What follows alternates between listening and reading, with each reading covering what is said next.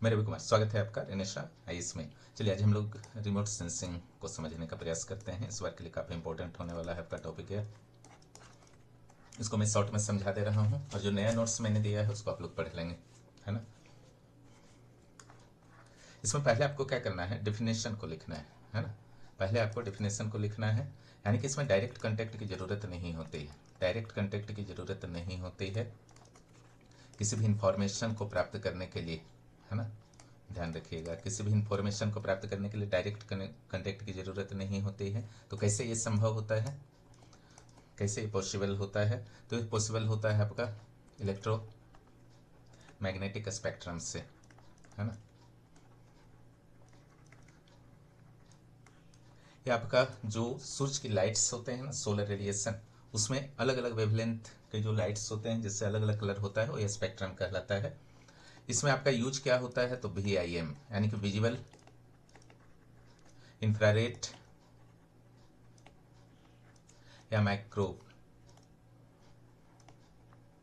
ठीक है। ये सब आपका यूज होता है। इन सब से जो डेटा प्राप्त होते हैं ना, उसी का ज्योग्राफिकल में या इन्वायरमेंटल में, पर्यावरणीय में, या संसाधन प्रबंधन में, संसाधनों के बारे में जानकारी के लिए, रिसोर्स रिलेटेड इंफॉर्मेशन के लिए आपका प्रयोग हो गया। क्लियर। तो डिफिनेशन में उतना अगर लिख दीजिएगा तो काफ़ी होगा।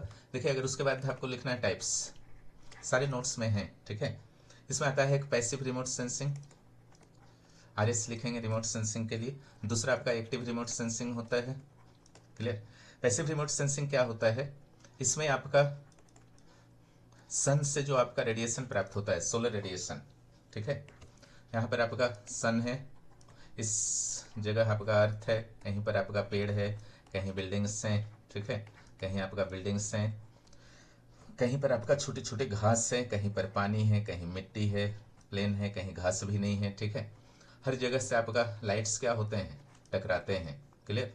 और यहाँ से रिफ्लेक्टेड हो जाते हैं या इमिटेड हो जाते हैं, कहाँ चले जाते हैं, एक सैटेलाइट ऊपर हो सकता है, या हवाई जहाज हो सकता है, या ड्रोन हो सकता है, जिस पर सेंसर्स लगे हुए होते हैं, ठीक है। ये सेंसर्स इसको रीड करता है, सारे जो भी आपका स्पेक्ट्रम रिफ्लेक्टेड लाइट्स हैं उसको रीड करता है और इसको कहाँ भेज देता है, एंटीना के पास भेज देता है, ठीक है। तो ये आपका कंसेप्ट है। क्लियर। तो पैसिव इसमें क्या होता है, पैसिव होता है कि सन के लाइट पर पूरी तरीके से डिपेंड होना। यहाँ पर आपका सब अलग अलग तरीके से अवशोषित, बीच में आपका इन्वायरमेंट, वातावरण भी होता है, क्लाउड हो गया, ठीक है, डस्ट हो गया, गैसेस हो गए, इन लोग भी रिफ्लेक्ट करते हैं, ठीक है, इन लोग भी रिफ्लेक्ट करते हैं।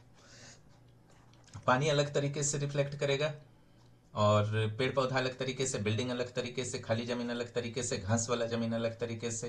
यानी कि इन सारे चीज़ों को यहाँ स्टडी सेंसर्स क्या करता है, उसको लौटाता है। जो भी इंफॉर्मेशन मिलता है इसको अंतरिक्ष में जाने नहीं दिया जाता है, इसको लौटा दिया जाता है एक एंटीना के पास, ठीक है।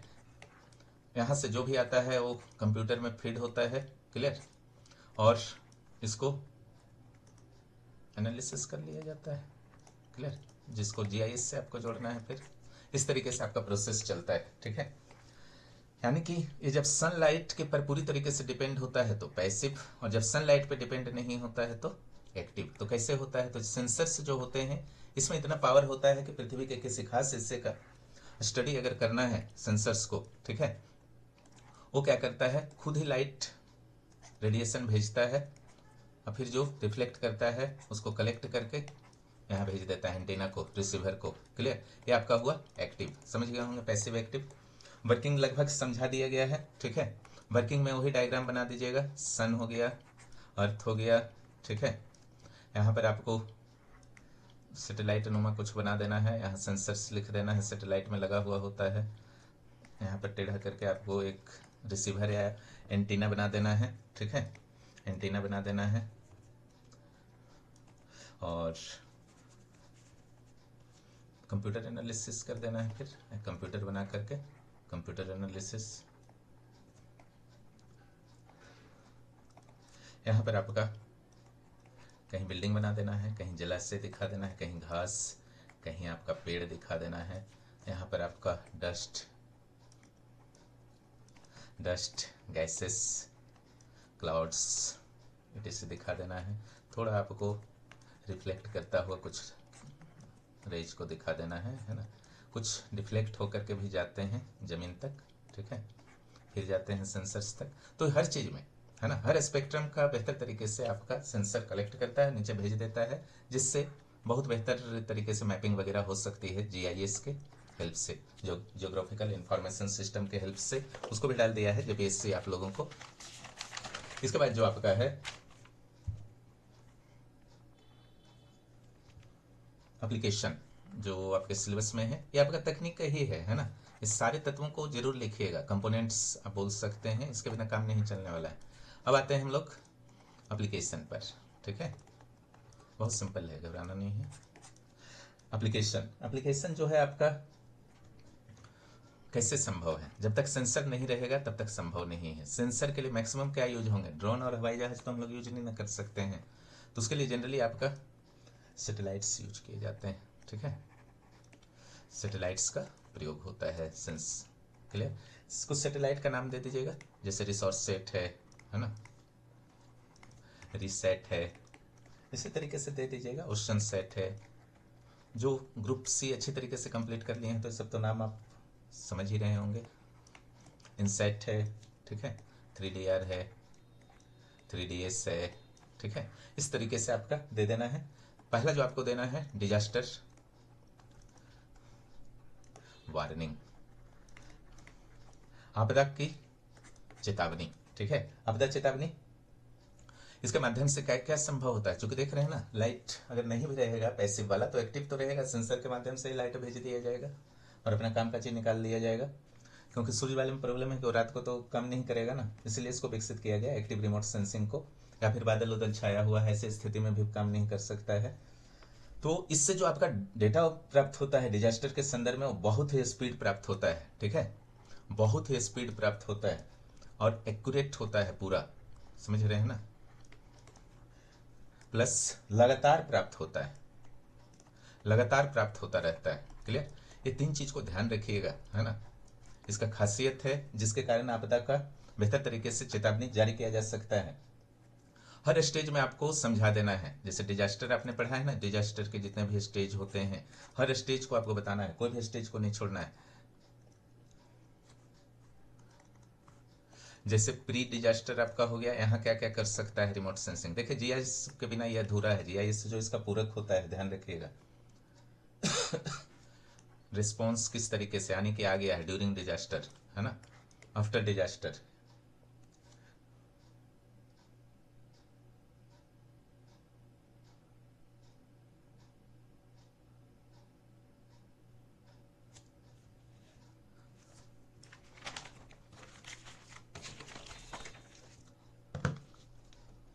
एक मिनट रुकिएगा।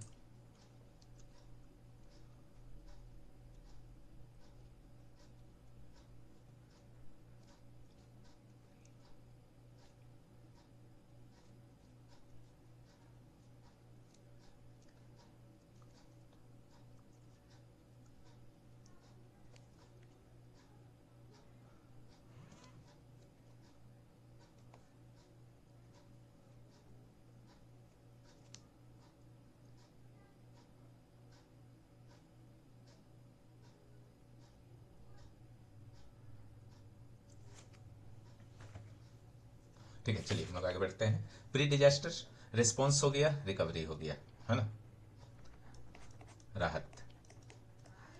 प्रतिक्रिया ये कब होता है, during disaster. During disaster, post disaster या आफ्टर डिजास्टर,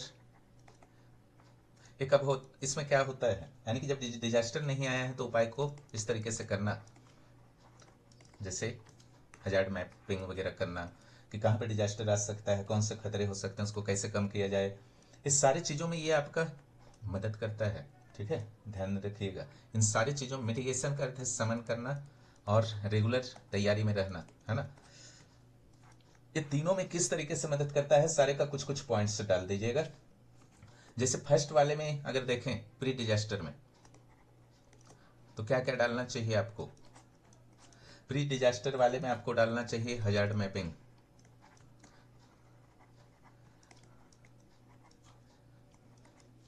आपदा की जहां जहां संभावना है, खतरे की जहां जहां संभावना है उसका मैपिंग करना। उसके अलावा वेदर सैटेलाइट का डेवलप करना, उसको लॉन्च करना, है ना। वेदर सैटेलाइट को छोड़ना और जमा कर, डेवलप करना और उसको प्रयोग करना। मैंने कि देखिए वेदर सैटेलाइट आप नहीं रखेंगे तो सेंसर, वेदर का इंफॉर्मेशन कहाँ से मिलेगा, सेंसर आप कहाँ लगाएंगे, ठीक है, सेंसर आप कहाँ लगाएंगे। उसी तरीके से अगर वेदर सैटेलाइट आपका है तो निश्चित रूप से रियल टाइम डाटा मिलेगा, एट ए टाइम का डाटा मिलेगा कि अभी पृथ्वी पर क्या हो रहा है, क्या संभावनाएं हैं। इससे क्या आसान नहीं हो जाएगा अगर इस डेटा का विश्लेषण जीआईएस ने कर दिया। जीआईएस का काम है विश्लेषण करना, जितना भी डेटा जो है भेजता रहता है ना आपका रिमोट सेंसिंग, उसका काम है उसको विश्लेषण करना। तो आपको नहीं लगता है कि इससे साइक्लोन आना हो या फिर सूखा वगैरह की संभावना हो अगले कुछ महीनों में, फ्लड वगैरह कुछ घंटों में या कुछ दिनों में आना है, तो सबका पता आराम से चल जाएगा। तो रियल टाइम डेटा इससे प्राप्त होता रहता है वेदर सैटेलाइट से। क्लियर, कहां पर आपका रिस्क उत्पन्न हो सकता है इससे पता चलेगा। बस इतना ही दिखा दीजिए प्री डिजास्टर में। जस्ट लाइक आपका रिस्पॉन्स जब आ गया तब ये कैसे मदद करेगा। देखिए ये अधूरा है जब तक जीआईएस का सपोर्ट नहीं मिलेगा, ठीक है। जो भी अफेक्टेड एरिया है उसका पहचान करना, प्रभावित जो क्षेत्र हैं उसका क्या करना, पहचान करना। अगर बाढ़ आया है तो वाटर लॉक्ड एरिया, कहां पर जल से डूबा हुआ क्षेत्र है ना, जल प्रवण क्षेत्र जहां जहां है उन सारे क्षेत्रों की तुरंत पहचान करना, जिससे सरकार और एजेंसियां क्या करेंगी, वहां तक यथाशीघ्र पहुंचेंगी। रेस्क्यू अगर चल रहा है तो रेस्क्यू टीम की भी सुरक्षा बहुत इंपॉर्टेंट होती है, इसलिए रेस्क्यू टीम के प्लानिंग में भी बहुत मदद करता है, कोई दिक्कत नहीं। चलिए इसके बाद क्या डालना है आपको रिस्पॉन्स में। मान लीजिए कि आपदा आकर के चला गया है तो बहुत सारे जनधन की हानि होती है, तरीके तरीके के डैमेजेस आते हैं। ऐसी स्थिति में क्या ये सपोर्ट करता है रिमोट, तो एसेस करता है, मूल्यांकन करता है ना, क्या चीज का, जितना भी नुकसान हुआ है, नुकसान का एसेसिंग डैमेजेस क्या चीज हो सकता है, कुछ उदाहरण दे दीजिए। क्रॉप्स, रोड, रेलवे, बांध, ठीक है, बिल्डिंग, अदर इंफ्रास्ट्रक्चर लास्ट में कर दीजिए, है ना, other infrastructure. Just like remote sensing बता रहे हैं आपको जीआईएस के बिना अधूरा है, ठीक है। इन लोग क्या करेगा, दोनों मिल करके निरंतर सूचना देता रहेगा, ठीक है। कम से कम समय में सूचना, कम से कम समय में सूचना देगा, है ना। Provide reliable information in less time. और इस दौरान जब आपका आपदा आया हुआ है या आपदा के बाद बहुत जरूरी होता है प्रशासकों के लिए decision making. Without information decision making बहुत दिक्कत होती थी, लेकिन आरएस और जीआईएस ने क्या किया है, इसको बहुत इजी बना दिया है, कोई कंफ्यूजन नहीं होगा मेरे विचार से। चलिए अब अगले इसका जो आपका सिलेबस में दिया है उस पर बात करते हैं। वेदर फॉरकास्टिंग, नोट्स को जरूर पढ़िएगा, है ना, ये सिर्फ समझाने के लिए मैं बता रहा हूं। वेदर फॉरकास्टिंग,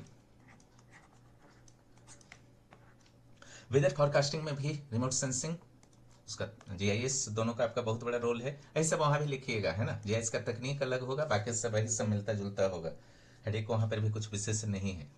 जितना भी वेदर का डेटा हम लोग देखते हैं, वर्षा होगा नहीं होगा, सूखा पड़ेगा, लिनो, ये वो सारा का 90% डेटा कहाँ से प्राप्त होता है, रिमोट सेंसिंग। और उसका विश्लेषण कौन करता है, जीआईएस। हमारे तक वहीं पहुंचता है, आपका आरएस से ही पहुंचता है, रिमोट सेंसिंग से। इसलिए आरएस का कंसेप्ट जब से आपका संभव हुआ तब से यह बहुत ही महत्वपूर्ण स्थान प्राप्त कर चुका है। मौसम, वेदर फॉरकास्टिंग में ये बहुत ही इंपॉर्टेंट प्लेस प्राप्त कर चुका है।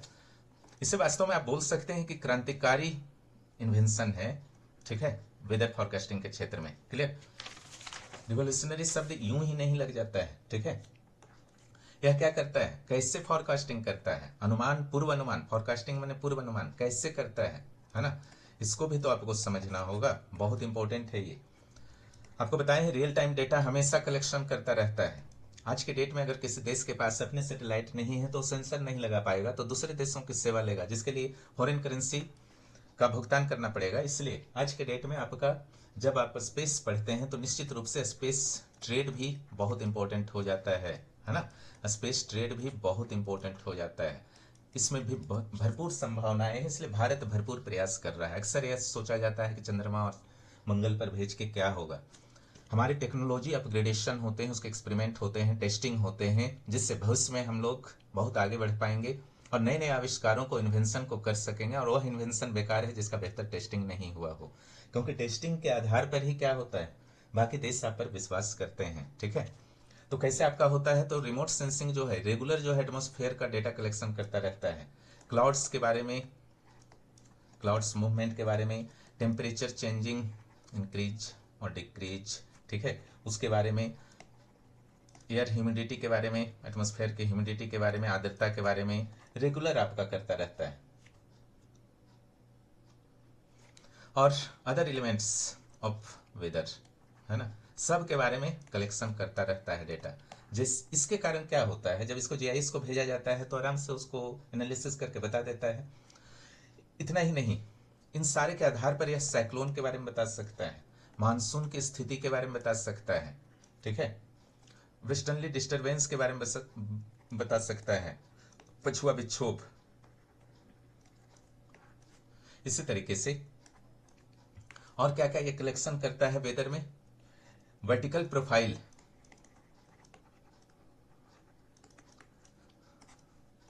जो आपका लंबवत प्रोफाइल है एटमॉस्फेयर का, इस तरीके से, ठीक है, का आपका टेम्परेचर, ह्यूमिडिटी,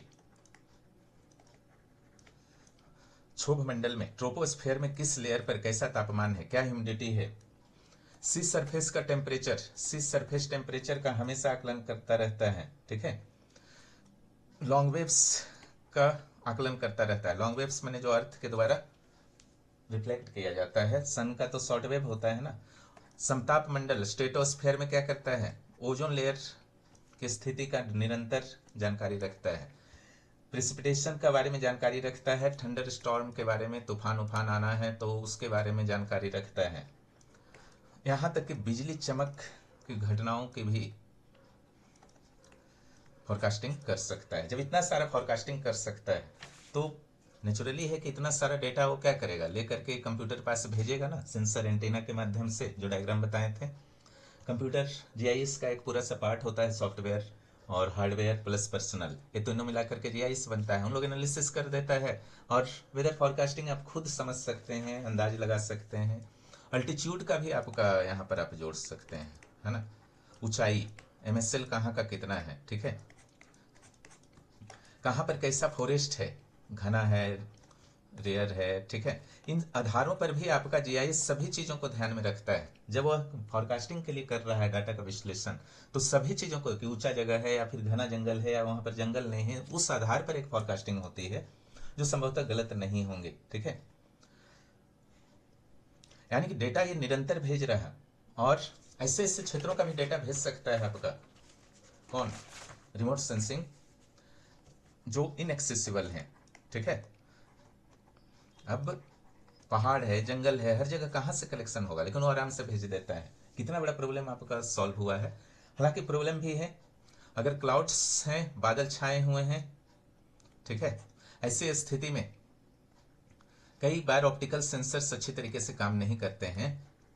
हालांकि अब आपका नए इन्वेंशन हो रहे हैं जिसमें आपका हाइपर स्पेक्ट्रल टेक्नोलॉजी का प्रयोग किया गया है, हाइपर स्पेक्ट्रल टेक्नोलॉजी का प्रयोग किया जा रहा है। यह आपका क्लाउडी सीजन में भी, क्लाउडी डे में भी आपका क्या होगा, अच्छी तरीके से पिक्चर वगैरह ले सकता है, कोई दिक्कत नहीं है, वर्क भी कर सकता है। एक जो आपके सिलेबस में है, रिसोर्स मैनेजमेंट, इसमें क्या लिखना है, इसको अच्छे से कर लीजिएगा ना आप रिमोट सेंसिंग को, तो फिर जीआईएस के केवल टेक्नोलॉजी को पढ़ लीजिए, ठीक है। बाकी यही सब घुमा फिरा करके लिख दीजिएगा, क्योंकि देखिए उसका कलेक्शन करना तो काम ही नहीं है जीआईएस का, कुछ एक दो पॉइंट एक्स्ट्रा है, लेकिन बाकी सब रिमोट सेंसिंग में जो भी आपका पॉइंट्स है उसको आप वहां पर डील करेंगे। क्लियर।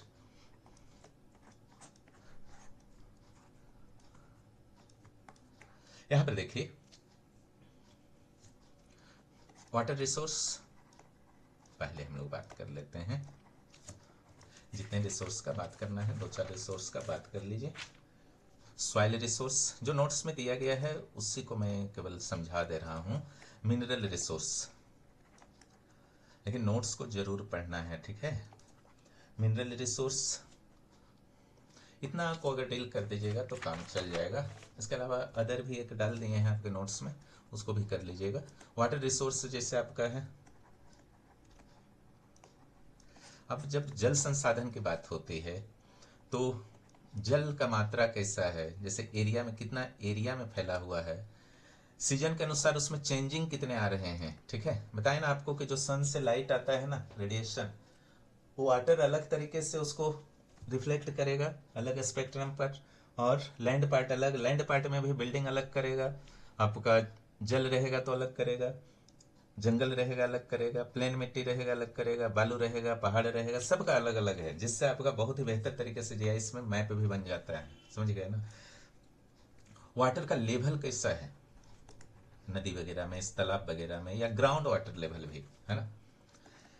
रिवर के वाटर लेवल में क्या कुछ चेंजेस आ रहे हैं, जैसे वर्षा काल में कुछ चेंजेस आ रहे हैं तो उस आसपास के क्षेत्र में रियल टाइम डेटा को भेजते रहता है, जीआईएस भेजते रहता है विशेषज्ञों को, अंततः सरकार डिसीजन उसके आधार पर लेती है ना।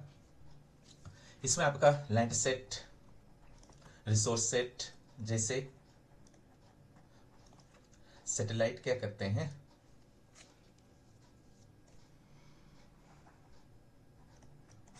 हेल्प करते हैं, लैंड सेट, रिसोर्स सेट जैसे सैटेलाइट हेल्प करते हैं।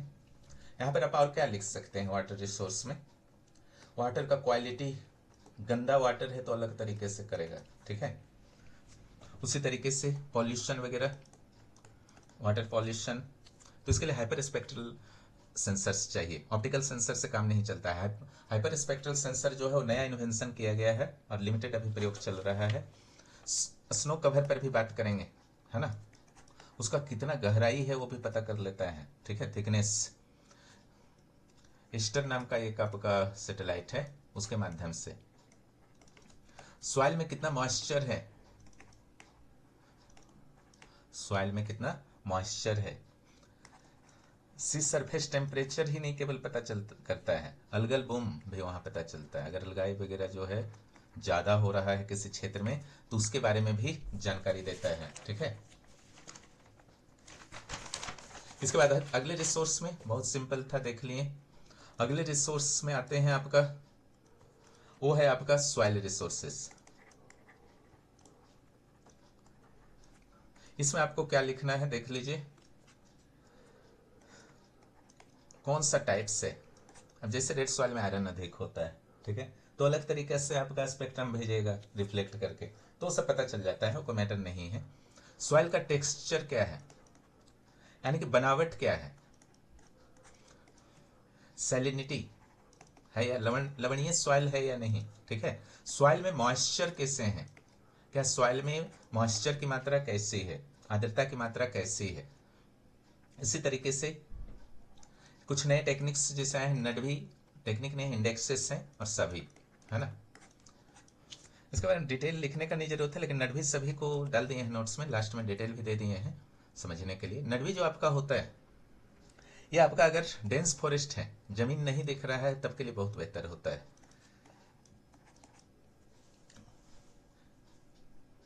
प्लांट्स की स्थिति के बारे में बताता है बेहतर तरीके से, उसमें आपका क्षमता नहीं होता है एनडीवीआई में कि जमीन के प्रभाव को रोक सके, लेकिन अगर जमीन कहीं पर आपका पेड़ भी है और कहीं खाली जमीन भी है, ठीक है, फिर पेड़ है, तो क्या होता है जब लाइट रिफ्लेक्ट होकर के जाता है तो दोनों मिक्स हो जाता है, तो बहुत सही रिजल्ट नहीं आता है। लेकिन सभी जब डेवलप हो गया तब इससे, अगर मिट्टी आपका खाली है और पेड़ पौधा भी है तो भी वेजिटेशन के बारे में बेहतर स्टडी कर सकता है, इस इंडेक्स के माध्यम से किया जा सकता है।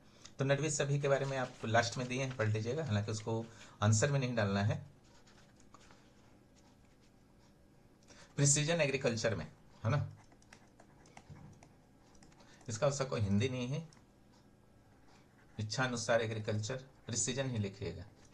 आप अपने इच्छा के अनुसार एग्रीकल्चर करना चाहते हैं, कितना उसमें वाटर डालना है, कितना स्थिति क्या है, तो यानी कि रियल टाइम डेटा आपको मिलता रहेगा, उसके अनुसार आप बेहतर तरीके से सस्टेनेबल एग्रीकल्चर कर सकते हैं, ठीक है, सस्टेनेबल तरीके से एग्रीकल्चर कर सकते हैं।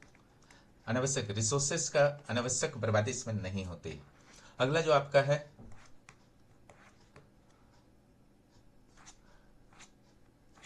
एक मिनट दूसरा पेज ले लेते हैं।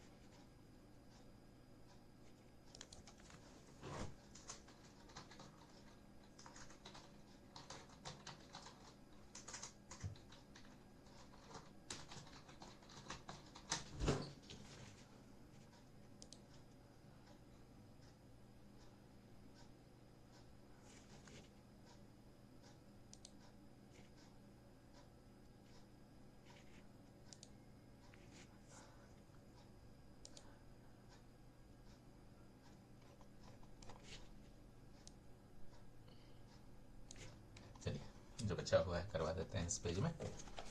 उसमें नीचे मानसून वाला आ गया था। चलिए अब आते हैं मिनरल रिसोर्सेस में।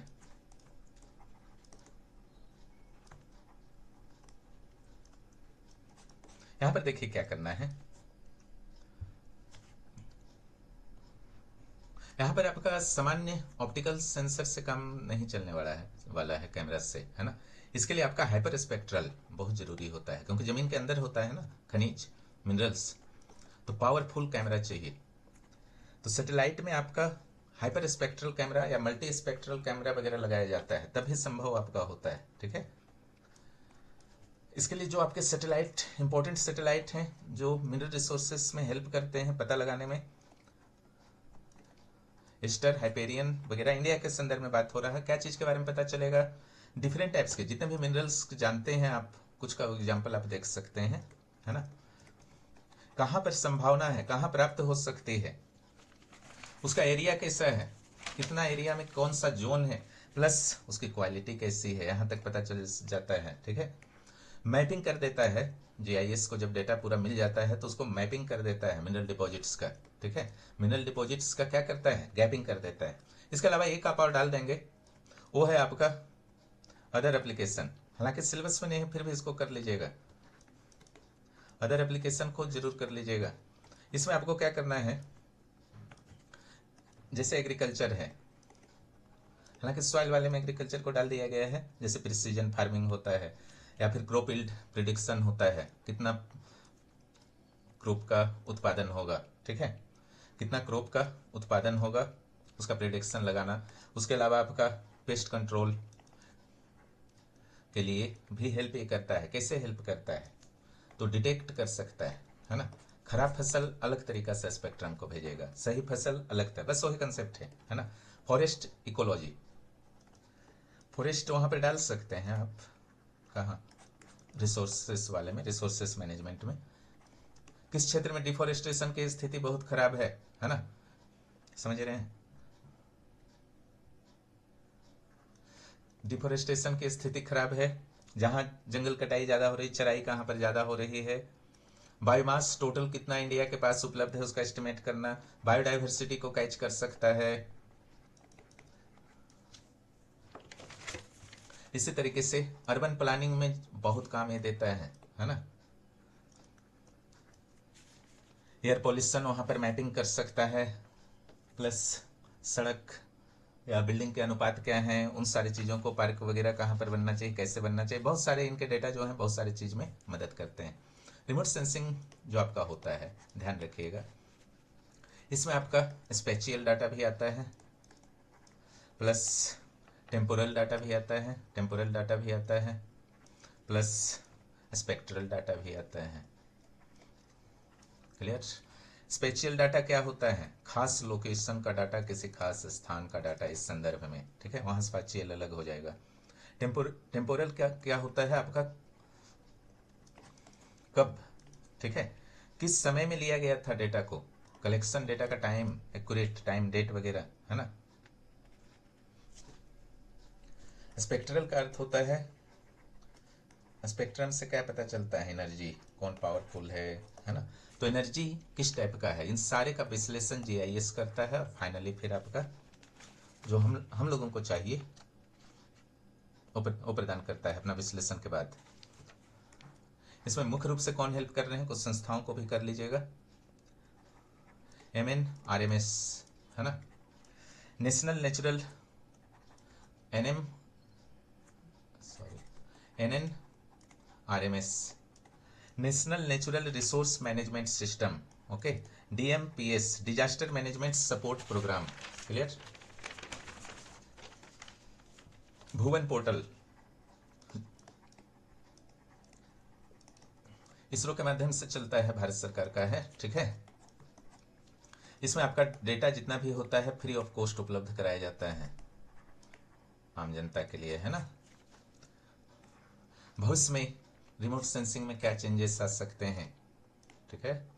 चेंजेस तो एक आप देख रहे हैं, AI आर्टिफिशियल इंटेलिजेंस का प्रयोग होगा, जिससे GIS को भी हेल्प मिलेगा, और रिमोट सेंसिंग को भी संभावना है कि कई तरीके से हेल्प मिलेगा। ML AI के अलावा मशीन लर्निंग, है ना, जो आपका मशीन है, डेटा आता है, उसका विश्लेषण कर दिया। लेकिन अब क्या होगा, जिस तरीके से मानव डेटा को देख करके कई बार अनुमान लगा लेता है, एनालिसिस कर लेता है आसपास में, ठीक है, मशीन उसमें सक्षम नहीं, उसको पूरा एनालिसिस डेटा के साथ ही करना पड़ता है, अनुमान वो नहीं लगाता है, ठीक है। जो एक्यूरेट आता है वो दे देता है सिचुएशन को। लेकिन आर्टिफिशियल इंटेलिजेंस का ही एक यूनिट है मशीन लर्निंग। मशीन लर्निंग जो है अनुमान लगा भी सकता है, जैसे नेटफ्लिक्स वगैरह में इसका भी यूज किया जा रहा है, ठीक है।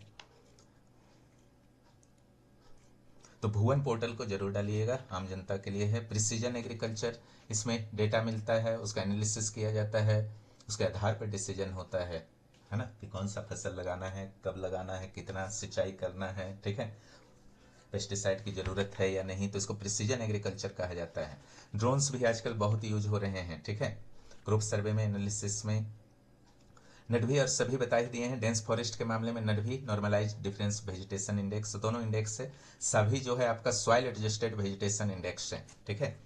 तो मशीन लर्निंग और आर्टिफिशियल इंटेलिजेंस भविष्य का है, तो इसको आप कर लेंगे, बहुत इंपॉर्टेंट आपका होने वाला है एग्जाम के लिए।